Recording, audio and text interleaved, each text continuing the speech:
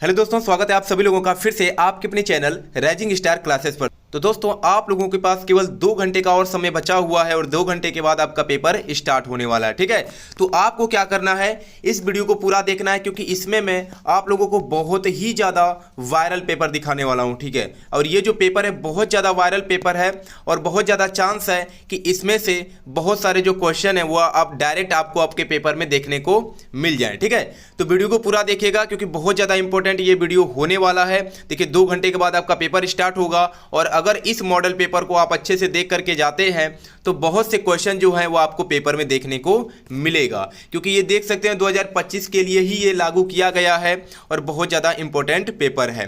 समय 3 घंटे 15 मिनट का रहेगा, पूर्णांक 100 नंबर का रहेगा।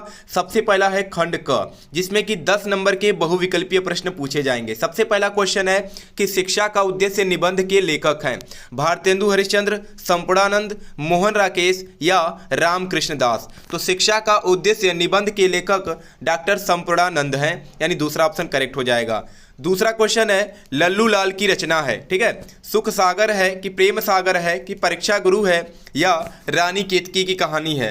तो लल्लू लाल की जो रचना है वह प्रेम सागर है। ठीक है, और सदा सुख लाल की जो रचना है वह सुख सागर है, ये भी आपको पता होना चाहिए। और इंशाअल्लाह खां की रचना है रानी केतकी की कहानी और परीक्षा गुरु जो है यह लाला श्रीनिवास दास की रचना है। और परीक्षा गुरु एक क्या है, तो उपन्यास विधा की रचना है।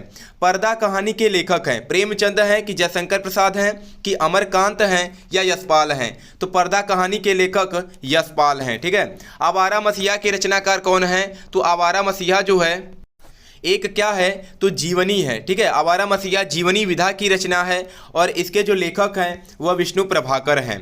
फिर 5वां क्वेश्चन है बाण भट्ट की आत्मकथा के लेखक हैं महावीर प्रसाद द्विवेदी, सरदार पूर्ण सिंह, वासुदेव शरण अग्रवाल या हजारी प्रसाद द्विवेदी। तो बाण भट्ट की आत्मकथा के लेखक हजारी प्रसाद द्विवेदी हैं। और देखिए, इसमें आत्मकथा लगा है लेकिन ये आत्मकथा विधा की रचना नहीं है। ठीक है, तो ये क्या है, तो यह एक उपन्यास है, ये आपको पता होना चाहिए। ठीक है, बाण भट्ट की जो आत्मकथा है यह उपन्यास विधा की रचना है और इसके लेखक हजारी प्रसाद द्विवेदी जी हैं। फिर दूसरे का पहला क्वेश्चन है कामायनी किस युग की रचना है। तो कामायनी एक महाकाव्य है। क्या है, कामायनी एक महाकाव्य है और यह जयशंकर प्रसाद की रचना है और जयशंकर प्रसाद छायावादी युग के कवि थे। तो ये जो रचना भी होगा किस युग का होगा, तो छायावादी युग की रचना है। निम्नलिखित कवियों में से कौन प्रगतिवादी युग का कवि है, तो रामधारी सिंह दिनकर जो है यह प्रगतिवादी युग के कवि हैं। तार सप्तक का प्रकाशन वर्ष है, तो तार सप्तक का जो प्रकाशन हुआ था सन 1943 ईस्वी में हुआ था और इसके संपादक कौन थे, यानी किसने प्रकाशन किया था, तो सच्चिदानंद हीरानंद वात्स्यायन अज्ञे ने किया था। ठीक है, द्विवेदी युग की रचना नहीं है, प्रिय प्रवास, साकेत, भारत भारती या कामायनी। तो कामायनी जो एक महाकाव्य है और यह छायावादी युग की रचना है। ठीक है, तो ये क्या हो जाएगा, द्विवेदी युग की रचना नहीं है। और ये जो प्रिय प्रवास है यह अयोध्या सिंह उपाध्याय हरिऔध की रचना है। देखिए, मैं जितना आपको बता रहा हूँ उतना आपको सुनना है ध्यान से, क्योंकि यही सब पेपर में दिखने वाला है। अष्टछाप के कवियों का संबंध है भक्ति काल के राम भक्ति शाखा से, ज्ञानाश्रयी शाखा से, प्रेमाश्रयी शाखा से या कृष्ण भक्ति शाखा से। तो अष्टछाप के जो भी कवि हैं इनका संबंध कृष्ण भक्ति शाखा से है। चौथा ऑप्शन करेक्ट हो जाएगा। उसके बाद जो तीसरा क्वेश्चन आएगा वह गद्यांश पर आधारित क्वेश्चन पूछा जाएगा। ठीक है, नीचे दिए गए गद्यांश आधारित निम्नलिखित प्रश्नों का उत्तर दीजिए और बहुत ज़्यादा चांस है कि यही गद्यांश आपको आपके पेपर में देखने को मिल जाए। पहला गद्यांश है कि धरती माता की कोख में जो अमूल्य निधियां भरी हैं। आपको पता चल गया होगा कि यह किस चैप्टर से लिया गया है। तो यह जो गद्यांश है राष्ट्र का स्वरूप चैप्टर से लिया गया है, जिसके लेखक कौन हैं, तो वासुदेव शरण अग्रवाल जी हैं।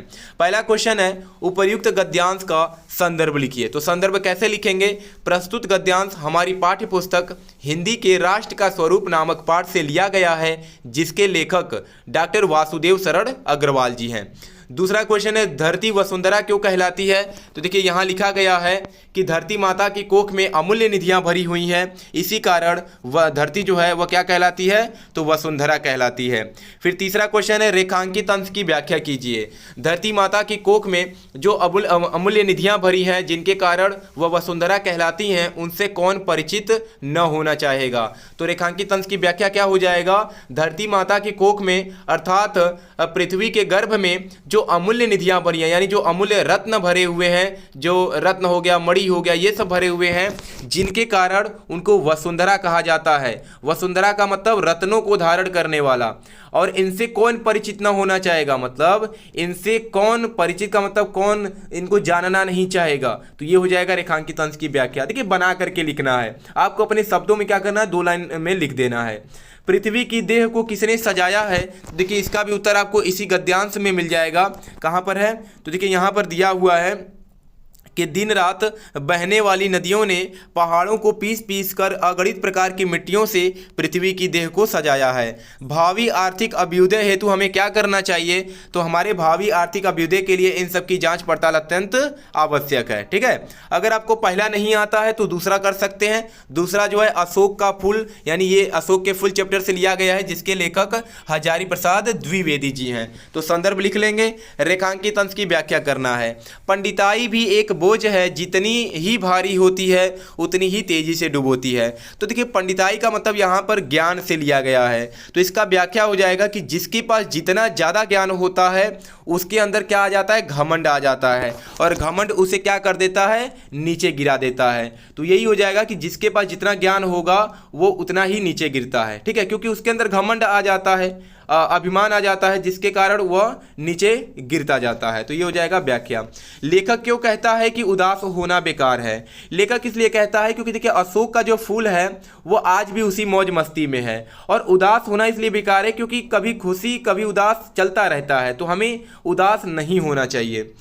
गद्यांश का भाव स्पष्ट करना है, तो गद्यांश का यही भाव है कि उदास होना बेकार है। ठीक है, इससे कुछ होने वाला नहीं है।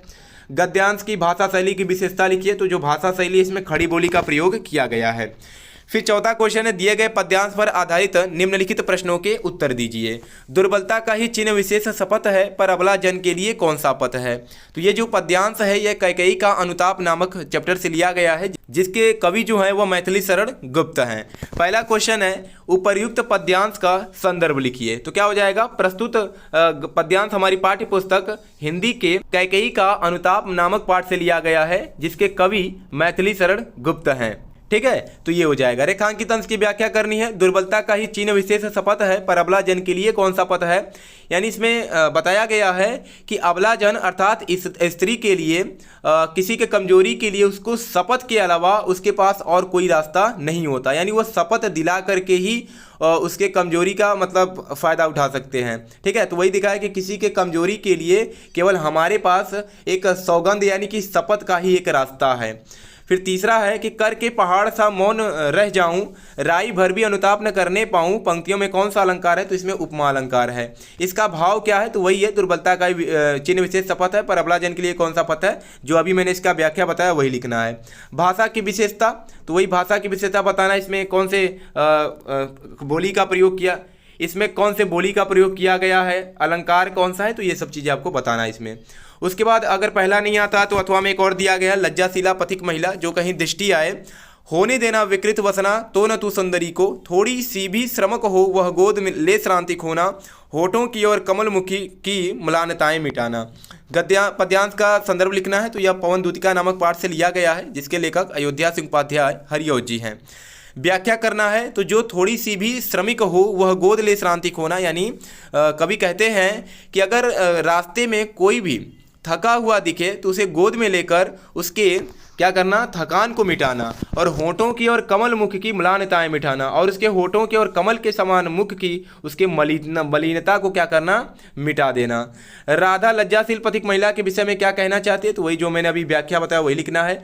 होठों के और कमल मुख में अलंकार बताइए, उपमा अलंकार है। जलद का अर्थ बादल होता है, कृषक ललना का अर्थ होता है कृषक यानी किसान की, ललना मतलब पुत्री। ठीक है, फिर उसके बाद पांचवा क्वेश्चन है कि आपको साहित्यिक परिचय लिखना है। आचार्य हजारी प्रसाद द्विवेदी, डॉक्टर APJ अब्दुल कलाम, वासुदेव शरण अग्रवाल, तो इन्हीं में से आएंगे। ठीक है, फिर उसके बाद मैथिली शरण गुप्त, सुमित्रा नंदन पंत और रामधारी सिंह दिनकर।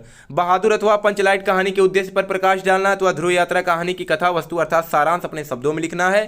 फिर आपके जिले में जो भी खंडकाव्य चलता है उसी खंडकाव्य के प्रश्न का उत्तर देना है। फिर 8वें का क क्वेश्चन है, दिए गए संस्कृत गद्यांशों में से किसी एक का सह संदर्भ हिंदी में अनुवाद कीजिए। महामना विद्वान वक्ता धार्मिको नेता पटु पत्रकारश्चासीत्। अर्थात महामना जो विद्वान थे वह वक्ता थे, धार्मिक थे, नेता थे, पटु मतलब चतुर पत्रकार भी थे। परमस्य परंतु उनका सर्वोच्च गुण जो था वह जनता का सेवा था। यत्र कुत्रापि यानी जहाँ कहीं भी, अयम माने यह, जना नाम मतलब लोगों के, दुखिता नाम माने दुखी, दुखों को, ठीक है, दुखों को या पीड़ित या लोगों की जहाँ कहीं भी दुख को और दुख से पीड़ित देखते थे। तत्रे माने वहीं भी, वहीं, ठीक है, तत्रे माने वहीं, स माने वह, शीघ्रमेव माने शीघ्र ही, उपस्थित होकर, सर्वविधम मतलब सब प्रकार से, सहामयश्च अकरोत् उनकी सहायता करते थे। प्राणी सेव अस्य स्वभाव एवासीत मतलब प्राणी सेवा ही इनका स्वभाव था। ठीक है, तो अगर ये नहीं आता तो अथवा में एक और दिया गया है।